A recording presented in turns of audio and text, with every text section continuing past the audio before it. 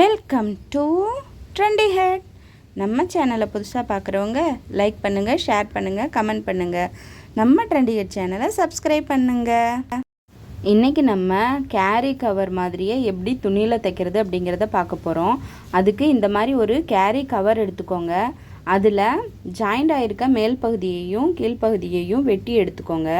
பாருங்கள், இந்த மாதிரி வெட்டி எடுத்துக்கிட்டிங்கன்னா இது பார்க்குறதுக்கு ஒரு சிம்மிஸ் மாதிரியே இருக்கும். ஃபஸ்ட்டு நம்ம அந்த பெண்டு இருக்குது பார்த்தீங்களா, அதை கழுத்துன்னு வச்சுக்கலாம்.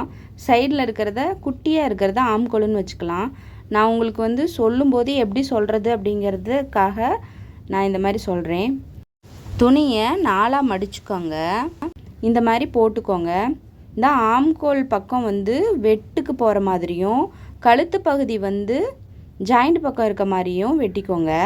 தையலுக்கு ஒரு 1/2 இன்ச்சு சேர்த்து எல்லா பக்கமும் விட்டுக்கோங்க சுற்றி வர.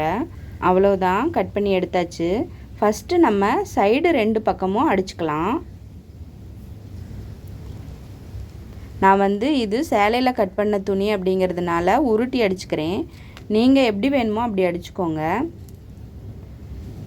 இந்த மாதிரி தேவையில்லாத சேலையில் வெட்டினது நம்ம நிறைய இருக்கும்.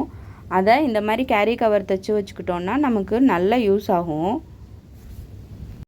இப்போ நம்ம மேல் பகுதியை, அதாவது கழுத்து பகுதி மாதிரி இருக்குது, ஆம்கோல் பகுதி மாதிரி இருக்குதுன்னு சொன்னேன் இல்லையா, அந்த பகுதியை நம்ம ஃபஸ்ட்டு ஒரு மடக்கு, அப்புறம் இன்னொரு மடக்கு மடக்கி தைச்சிக்கலாம். பாருங்கள், இந்த மாதிரி. இது உருட்டி தைக்கிறதுன்னு சொல்லுவோம். நம்ம ஃப்யூச்சரில் சிம்மிஸ் தைச்சாலும் இதே மாதிரி தான் கழுத்து ஆம்கோலை தைக்க வேண்டி இருக்கும். அதுக்கு முன்னாடி ஒரு ட்ரையல் பார்த்துக்கோங்க.